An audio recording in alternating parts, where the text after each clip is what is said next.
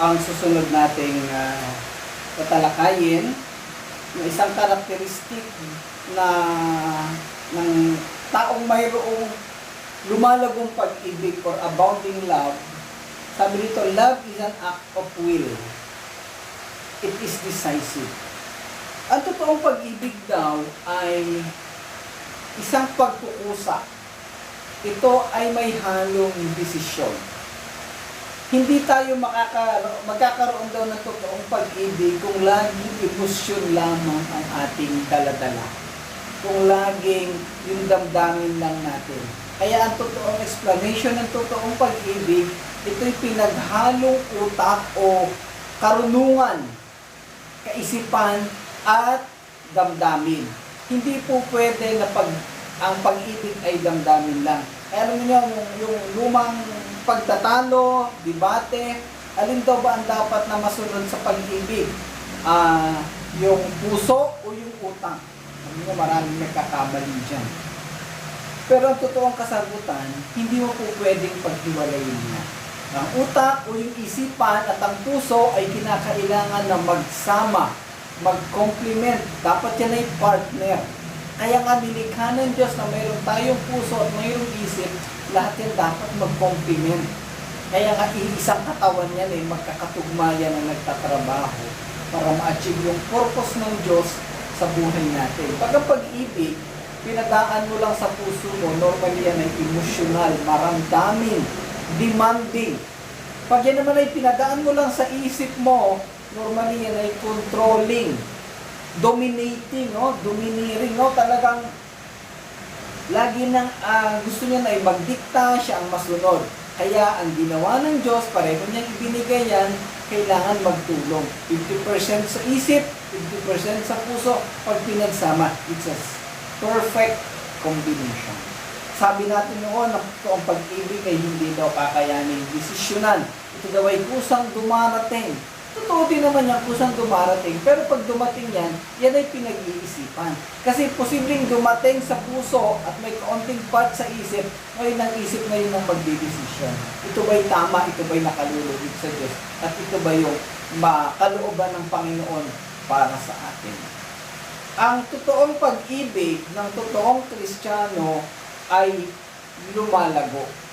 Ang totoong pag-ibig na lumalago ay nagmumula sa puso at sinasangkapan ng wastong desisyon at wastong pag-iisip. Hindi po pwedeng laging emotional lamang. Sumunod, love is not stagnant love. It is dynamic. Ang totoong pag-ibig daw na lumalago ay dumarami, yumayabong, namumunga, overflowing, abounding.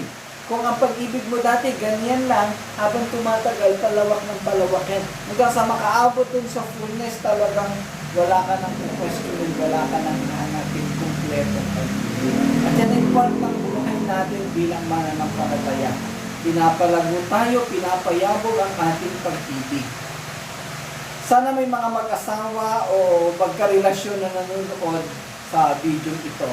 Dapat nating maunawaan na ang totoong pag-ibig habang tumatagal ay yumayabong, lumalago.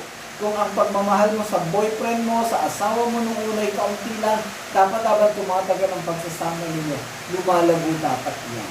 Dumadami at darating ang panahon na dapat ay talagang hindi ka magsasawa sa pag-ibig at pagmamahal na nararamdaman mo sa iyong apartment. Ito'y naranasan ko na, kaya ko nasasabi. Bago mawala si Mrs., kami magkasama sa loob ng 30 years. At doon sa loob ng 30 taon na yon, parang wala man lang isang moment, o kung meron man na baka nakalimutan ko na, pero nakita namin at napatunayan na talagang yung pag-ibig, pagmamahal at pagmamalasakit sa isa't isa lumalago. Nagkakasama man kami o hindi, tumatanda man kami, syempre may pagkakaiba sa pangangatawan, malalaki na ang mga nakain, pero nandun pa rin yung pag-ibig at pagmamahal. At talagang lumago. Kaya nung mawala siya, biglaan hirap na hirap ako. Sana tayong lahat ay ganun din. Ngayon, anong relasyon nito sa paglago bilang mananampalataya, being a mature Christian? ang totoong pag-ibig natin sa Panginoon ay lumalago din. Kasi ang pinag-uusapan naman natin dito actually is agape love.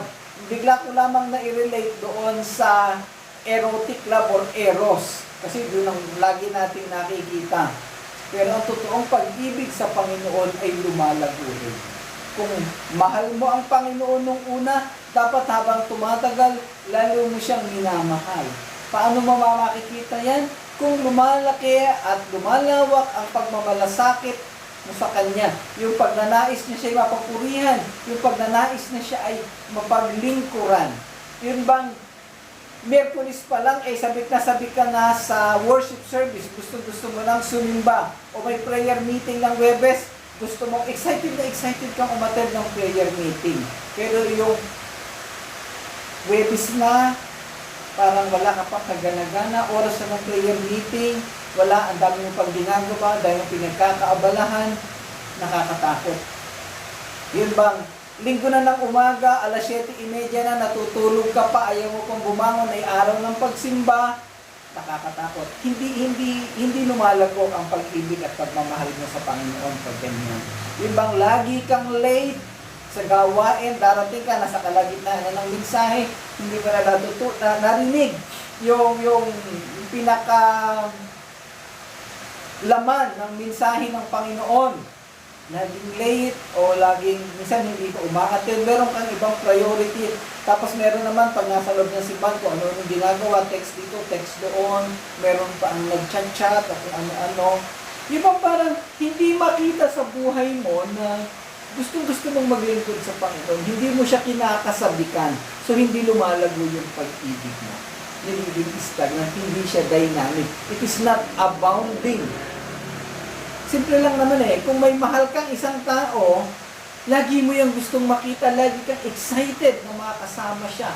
Kung mahal mo ang Diyos, gusto mo siya laging makasama.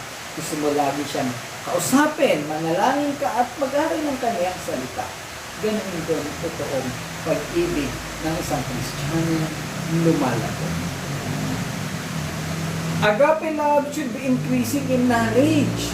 Kung mahal mo rin ang Diyos, kung may totoo kang pag-ibig sa Kanya bilang isang mature na Kristiyano, lumalago din ang iyong pagkaalam at pagkakilala sa Kanya. Pinag-aaralan mo siya, kinikilala mo siya, para maibigay mo yung mga bagay na gusto niya at makakapagbigay ka ng kapurihan sa Kanya. Hindi po pwede yung wala kang pakialam sa Kanya, na hindi ka nagmamahal, hindi ka nagmamalasakit sa Kanya. Agape, grow in an in-depth knowledge that is discernment. Habang tumatagal, lalo ka talagang lumalalim sa Kanya sa pagkakilala at sa pagsunod, sa pagmamahal sa Kanya. Yun ang totoong pag-ibig ng isang totoong Kristiyano na lumalago sa pananampalataya. Kaya kapatid, kung ang iyong pag-ibig sa Panginoon, kung iyong pananabik sa Panginoon ay katulad pa rin ng dati, hindi nag-increase, hindi lumago, kanunin mo na ang sarili mo dahil nakakatakot. Baka hindi mo siya totoong kinilala.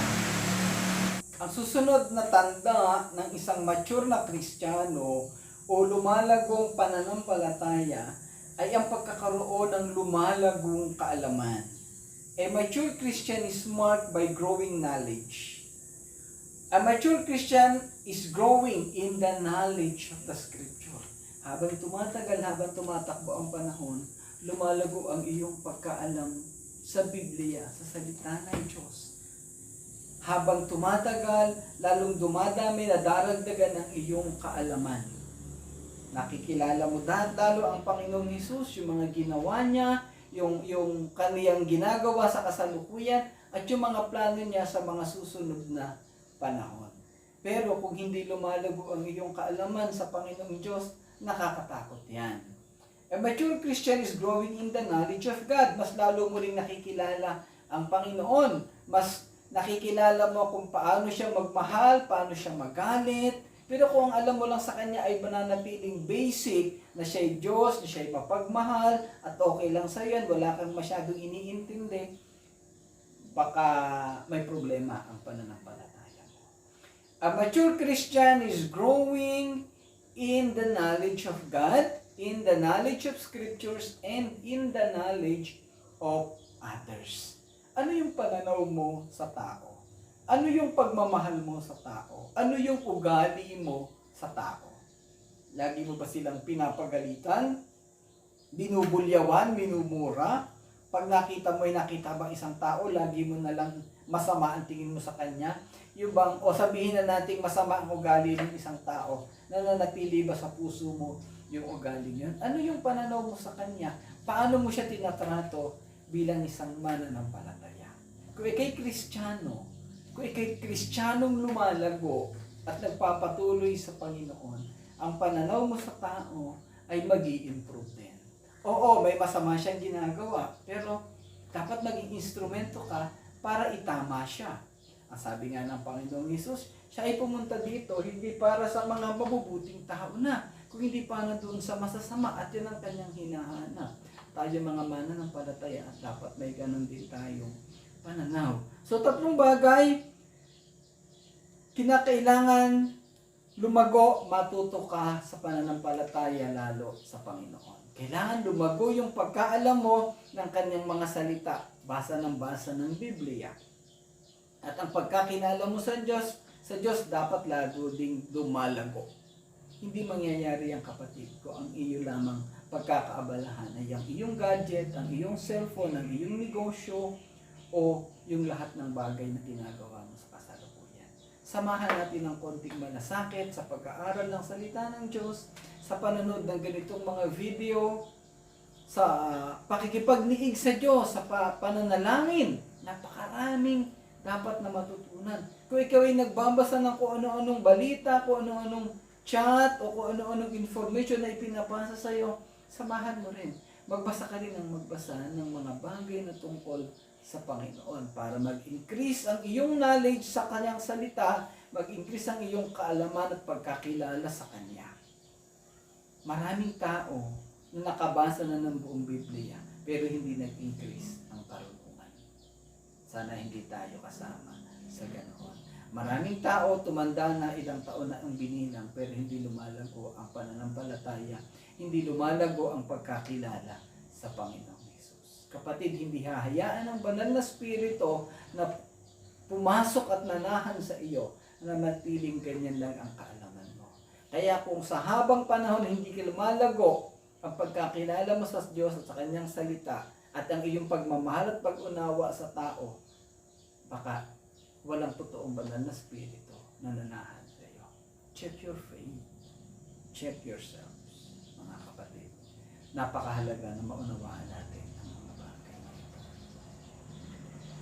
A mature Christian is marked by spiritual discernment. Christians test everything by the Word of God. At totoong Kristiyano daw na lumalago ay tinetest, sinusubukan, ini-examine, ina-assess ang lahat ng bagay na naririnig sa pamamagitan ng salita ng Diyos. Hindi tanggap na lang ng tanggap. Hindi pag may narinig na mabuti, okay na. Pag hindi pa buwan ang narinig, ayaw na niya. Hindi ka na. Dapat lahat ng maririnig mo, tinitest mo ayon sa salita ng Diyos. Ang daming mapapanood sa YouTube, ang daming makikitang post sa Facebook o kung ano bang social media, dapat tinitest mo lang. Diyan hinahanapan mo ng reference sa Biblia para maunawaan mo kung totoo. Para pagdating ng panahon, kailangan nauunawaan mo yan. Saan ka man dumating, ano man ang marinig mo, alam mo na, teka, sablay ito, mali ito. Alam mo kung saan ka lulugar. Ang totoong Kristiyano na panahanan ng banal na spirito ay lumalago at nagkakaroon ng spiritual discernment. A mature Christian tests everything by discerning what edifies. Ano ba yung mga bagay na nakakapagpalago, nakakapagpalalim ng pananampalataya, nakakabuo ng mga relasyon, nakakapagpatatag sa simbahan? Dapat alam ito ng mga Kristiyano. At ang isang bagay na pwede kong sabihin dito, yung pagsasamahan natin, yung pagmamahalan, yung pagtutulong-tulong sa lahat ng gawain. Pero kung ikaw yung Kristiyanong lagi ka nalampas sa mga gawain, hindi ka umaattend, hindi ka tumutulong, wala kang pakialam, laging ang katwiran mo'y busy ka, delikado yan, kapatid. Baka hindi ka pinapanahanan ng totoong pananampalataya at totoong espiritu. ng Diyos. Kasi noong pumasok sa atin ang banal na Espiritu, nung kita talaga totoong kinilala natin siya bilang Diyos at tagapagligtas, ang banal na Espiritu, nung pumasok siya sa atin, meron siyang baon. May kasama siyang napakaraming karakteristik, yung fruits of the Holy Spirit. At yan ay unti-unti niyan ibibigay sa atin, i-implement sa buhay natin. Kung hindi ito nangyayari sa buhay mo, i-check natin. Baka wala namang banal na Espiritu na pumasok sa ating puso. Baka hindi tayo, kung tayo hindi nagiging kabahagi sa paglago ng gawain, kung lagi na tayo pinapakain, hindi naman nagpapakain, kung lagi na tayong sinusuyo, laging walang interes sa pagtulong sa mga gawain, nakakatakot ang mga bagay na yan. Okay? Ang mature Christian test everything by discerning what is evil. Naalalaman mo ba kung ano ang mali at tama? Kung ano ang nakasasakit sa ibang tao o nakakalugod sa Diyos? Kung alin ang nakakapagpapuri sa Diyos? Sabi sa unang Thessalonica chapter 5 verse 21 to 22, suruin ninyo ang lahat ng bagay at pulutin ng mabuti. Lumayo kayo sa lahat ng uri ng kasamaan. Ano ba yung ginagawa mo sa kasalukuyan na hindi nakalulugod sa Diyos? Ano ba yung mga bagay na kinakaniligan mong gawin? Sa palagay mo ba, ito ay masama o tama? Ito ba ay para sa Panginoon? Ito ba ay karakteristik ng isang lumalagong Kristiyano o ng isang totoong mananampalataya? Ikaw, kapatid, ang makakaalam niya. Ikaw ang makakasagot. At ikaw rin ang pwedeng mag-assess bakit mo ginagawa ang mga bagay na ito. Pangapat, sabi natin kanina, a mature Christian is abounding in love. A mature Christian is marked by spiritual discernment. Ayan, ang susunod naman ngayon, a mature Christian is marked by spiritual integrity. Spiritual integrity. Familiar tayo sa salitang integrity. Sabi natin, ito yung katapatan sa isang bagay o sa mga bagay na ginagawa mo kung walang nakakakita sa iyo. Kung Diyos lang ang nakakakita sa iyo. Totoo yan at tama. Pero ngayon bigyan natin ng bagong definition. Sabi dito, a spiritual integrity is honesty when you are examining yourself on the true you have done in your own motive and directions, either being seen or not by other person. Ang totoong integridad ay yung pagiging tapat sa sarili mo. Yung kaya mong sabihin sa sarili mo na mali ang ginawa ko. At kaya kong tingnan ang sarili ko na kaya kong sabihin sa sarili ko at sa ibang tao na ito ang ginawa ko, mali ako. Kaya kong aminin. Yun ay spiritual integrity. Yung bang, kasi alam niyo sa kapanahunan kahit yung sarili natin na niloloko natin eh. Alam na nating tama o alam na nating mali, sasabihin pa natin tama. Magpapalusot pa tayo. That is deception. Niloloko natin ang sarili natin. At pag nakaya natin lokohin ang sarili natin, lalo natin kakayang lokohin ang mga tao. At minsan, pati ang Diyos niloloko natin. Sinasabi natin na ganun, pero hindi naman totoo. Bubbling words ang tawag doon. Hindi naman natin kasi kayang lokohin ng Diyos. Alam niya ang lahat ng nangyayari. Ngayon, ang sinasabing spiritual integrity ay kung kaya mong maging totoo sa sarili mo, kung kaya mong maging tapat sa sarili mo, sa kung ano man ang ginawa mo, mali man o tama. Masisira man ang iyong pagkatao, yung moralidad mo. At least ikay naging totoo. Kasi in the end, alam naman ng Diyos yan eh, hindi ka naman makakatakas sa mga bagay na yan. That is spiritual integrity. Again, ang totoong Kristiyano na lumalago ay mayroong spiritual integrity. May tamang pagkakilala sa sarili at kayang umamin sa mali o tama. At tandaan natin ang lahat. Pero kung may problema ka sa bagay na to, i-check natin ang sarili natin, kapatid. Baka nagkakaroon tayo ng problema sa ating pananampalataya. It is spiritual integrity is being true to oneself regardless of what others may see or say. Kahit ano sabihin ng ibang tao. Basta yun ang ginawa mo eh. Kailangan mong aminin at balik. Ngayon, syempre, para nasa good side ka, nasa safe side ka, siguraduhin tama ang ginagawa.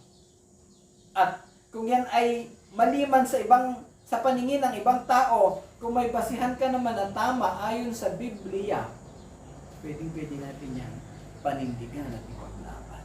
Kakampi natin ang Diyos sa mga bagay na yan. Sunod, a mature Christian is marked by good works.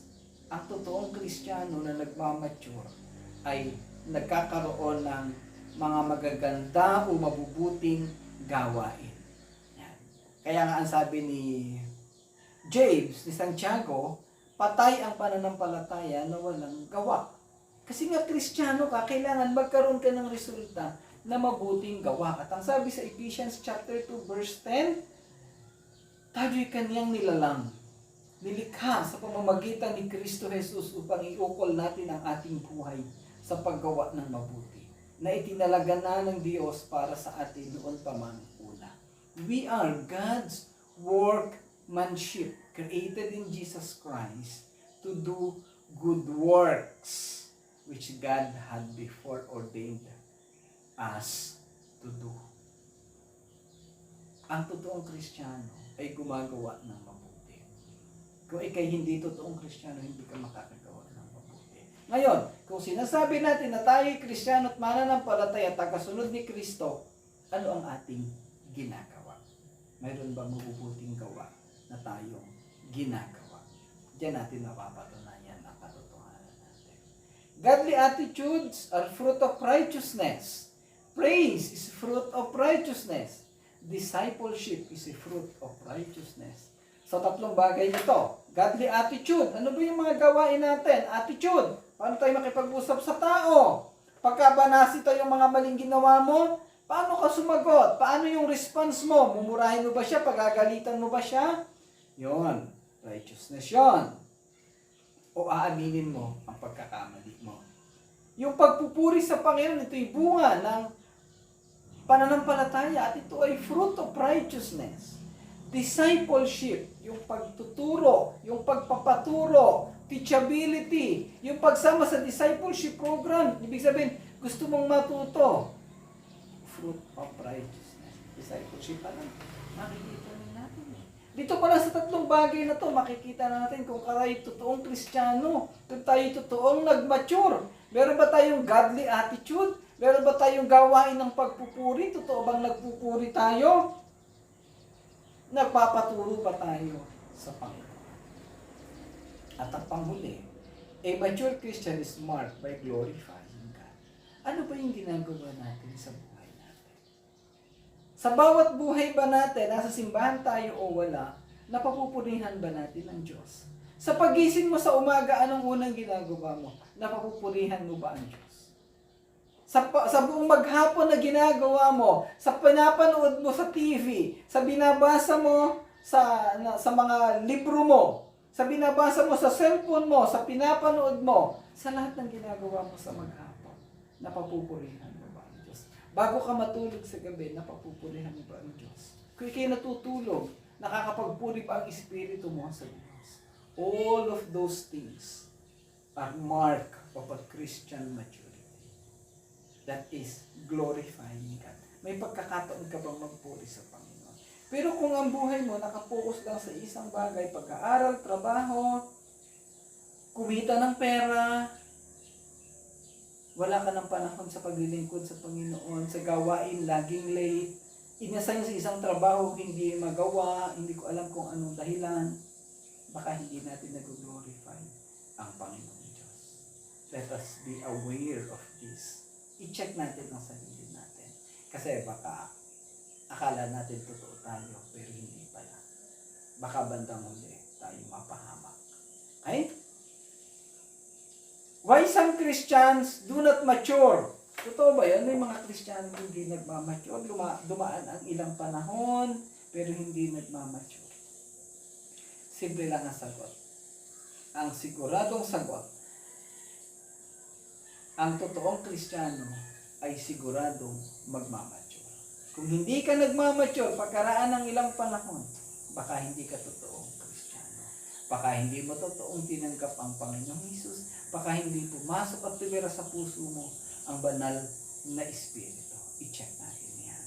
Sabi dito, ang totoong Kristiyano ay hindi maaari hindi mag-mature o hindi lumago sa kanyang pananampalataya.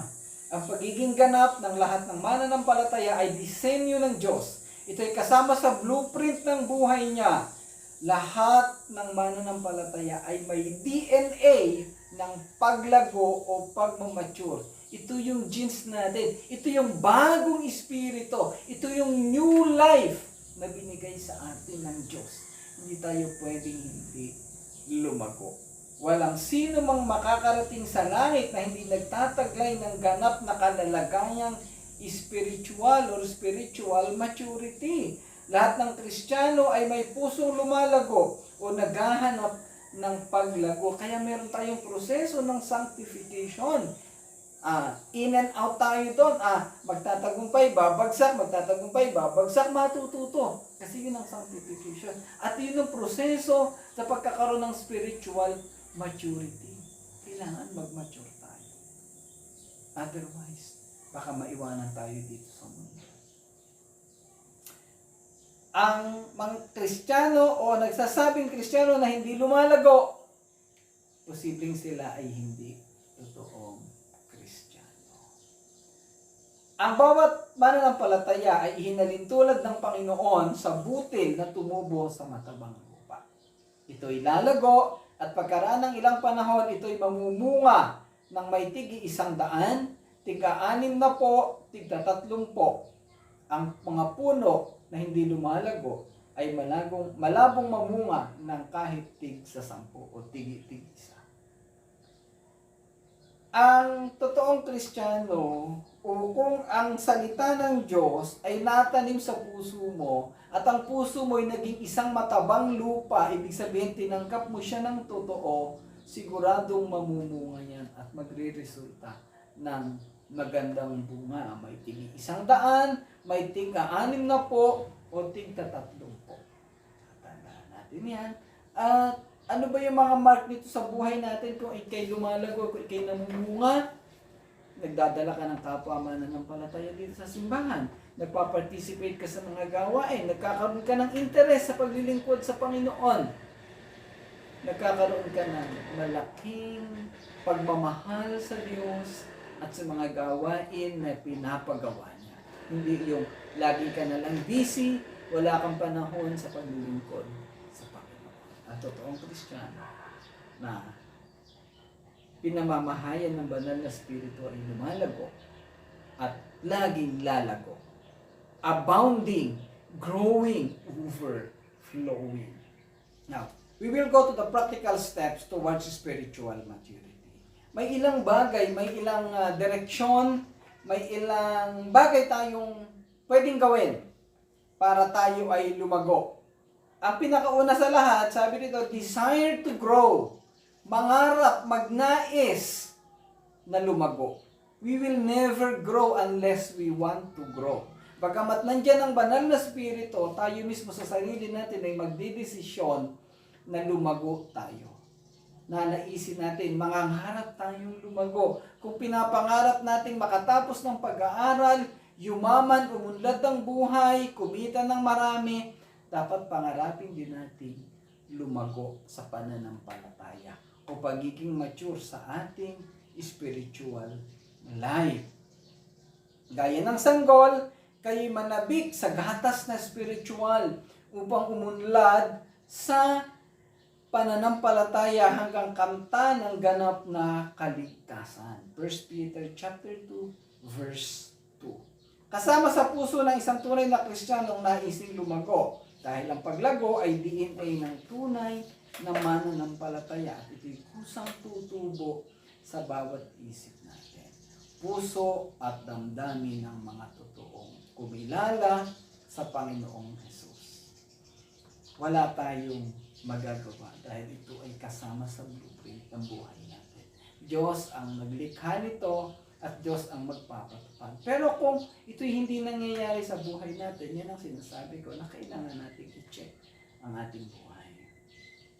We must maintain this desire to grow continually, continuously. Lagi dapat tayong may pagnanais na lumago, hindi yan dapat mawala. Kumbaga sa halaman na tumubo, hindi dapat malanta. Tuloy-tuloy dapat na lalago. Actually, sa totoo lang, dapat ang desire to grow ay lumalago din, nag-overflow, abounding din dapat yan. Hindi rin dapat yan stagnant. Continuously lumalago. Nagkakaroon lagi tayo ng desire na lumago sa ating pananampalataya. It is needed in our life. Pangatlo, nourishment. Yung mga pagkain masusustansya, kinakailangan nating kainin.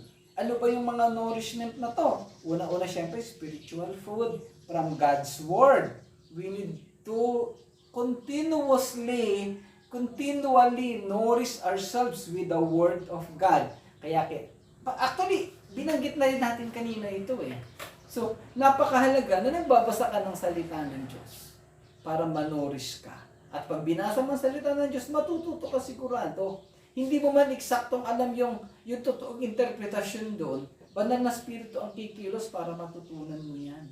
At tapos meron naman tayo mga ganitong pag-aaral, pwede naman natin pag-usapan. Pero kung hindi mo ito gagawin, kung hindi ka magbabasa ng salita ng Diyos, kung hindi ka makikinig ng mga ganitong mensahe, hindi ko alam kung anong klaseng nourishment ang mangyayari sa atin. Baka malnourish ang mangyari. Merong mga Kristiyano na malnourished. Spiritually malnourished. Hindi kasi nag-aaral ng salita ng Diyos. Bilang umaten sa gawain. So, walang nangyayari sa kanila. Okay? A child cannot grow physically without proper food. Hindi ka lalago bilang Kristiyano, bilang mananampalataya kung hindi ka kakain ng spiritual na pagkain. Kasi ang pinag-uusapan natin dito ay spiritual growth.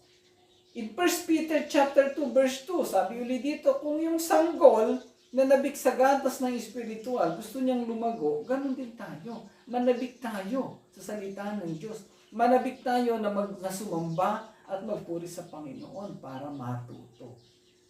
Hindi yung binabaliwala lamang natin ang gawain. 2 Peter chapter 3 verse 18, ayon sa gandahang loob ng Diyos, magpatuloy kayo sa paglago, sa kabutihan at sa pagkakilala sa ating Panginoon at tagapagligtas na si Jesus. Sa Kanya ang kapurihan ngayon at magpakailanman. Kinakailangan natin lumago sa pagkakilala sa Kanya. Mangyayari lang ito kung tayo ay laging mag-aaral ng Kanyang salita at kung magiging aktibo sa Kanyang mga gawain. Okay. Matthew chapter 4 verse 4, ngunit sumagot si Jesus, nasusulat hindi lamang sa tinapay nabubuhay ang tao, kundi bawat sa salitang namumutawi sa bibig ng Diyos. Salitang namumutawi sa bibig ng Diyos. Ito yung Biblia. To get this nourishment, we must study the Bible and attend church meetings. So dapat regularly mag-aaral ng salita ng Diyos. Umattend sa mga gawain, makinig ng ganitong mensahe. Wala namang masama na mag-chat ka, mag-Facebook, manood ng TV, ng pelikula, ng teleserye. Pero dapat may time tayo na magkaroon ng panahon sa pag-aaral ng salita ng Diyos at manood din ng worship services. Okay? Ang mga bagay na pinag-uusapan natin ay magpapatunay na tayo ay totoong Kristiyano. Kung inyong mapapansin, sa ilang linggong nakalipas, lagi natin pinag-uusapan ang pagiging tunay na Kristiyano. At iba't ibang marks, iba't ibang palatandaan na tayo'y tunay na Kristiyano.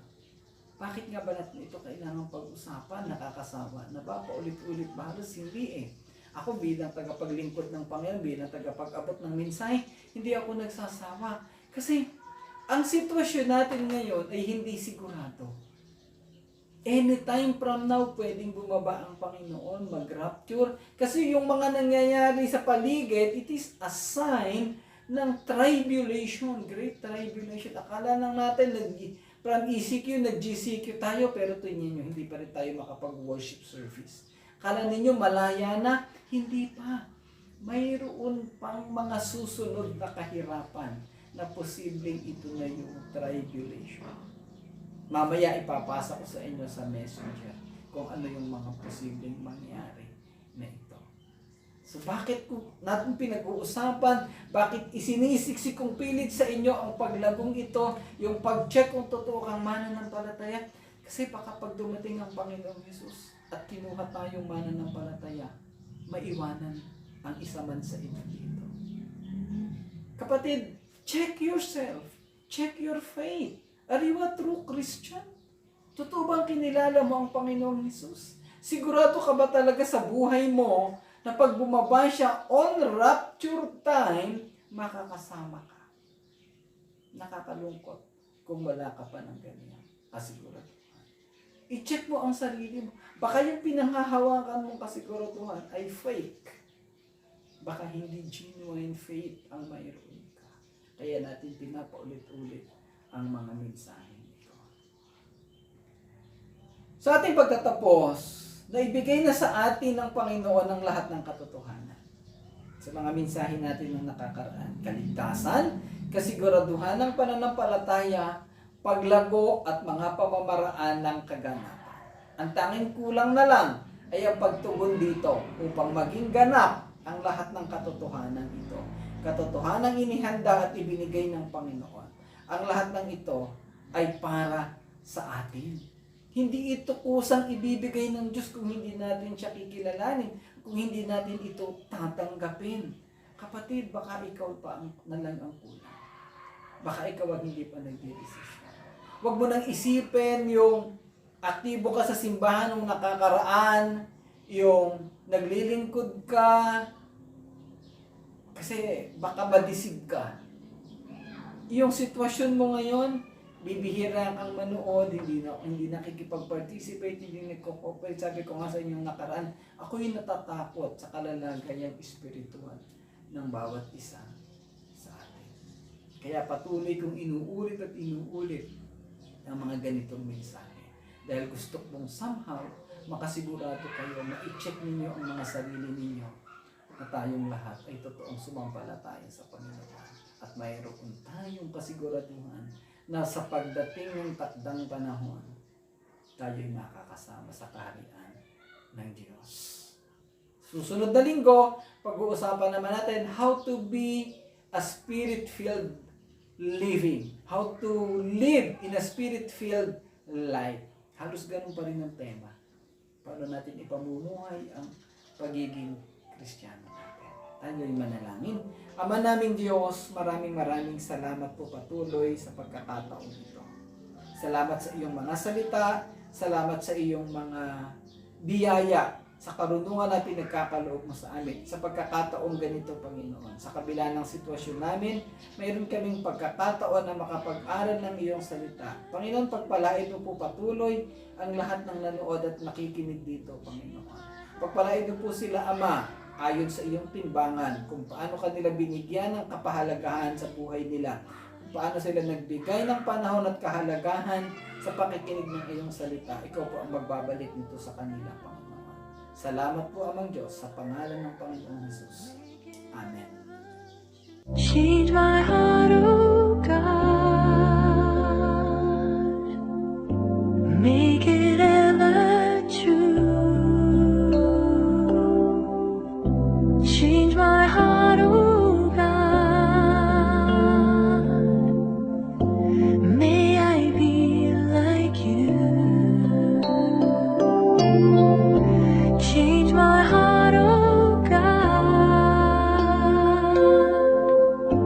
May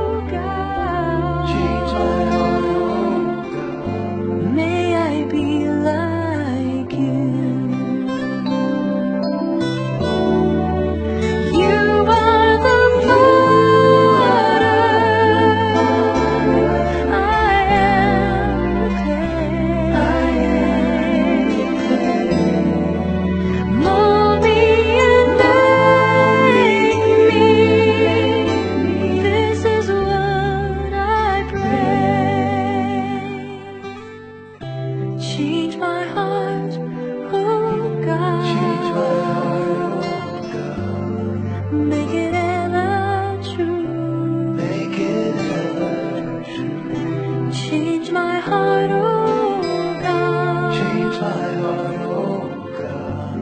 May I be like you.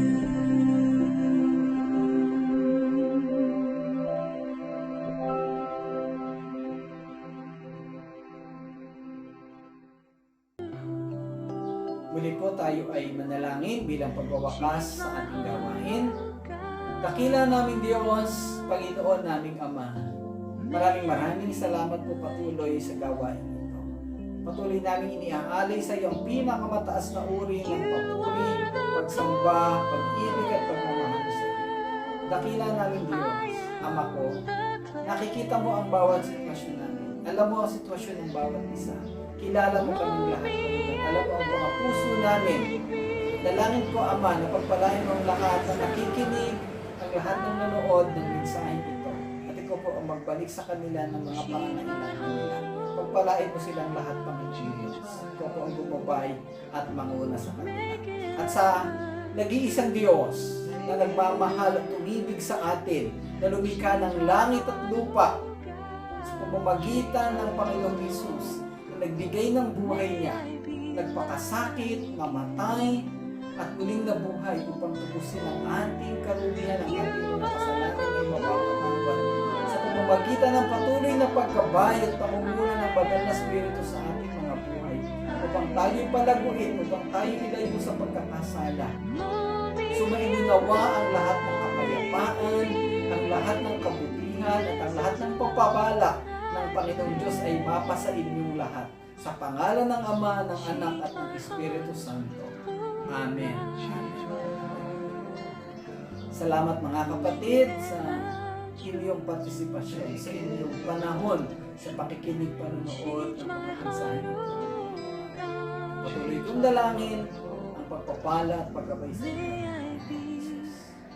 sa pangalan ng Panginoon Jesus.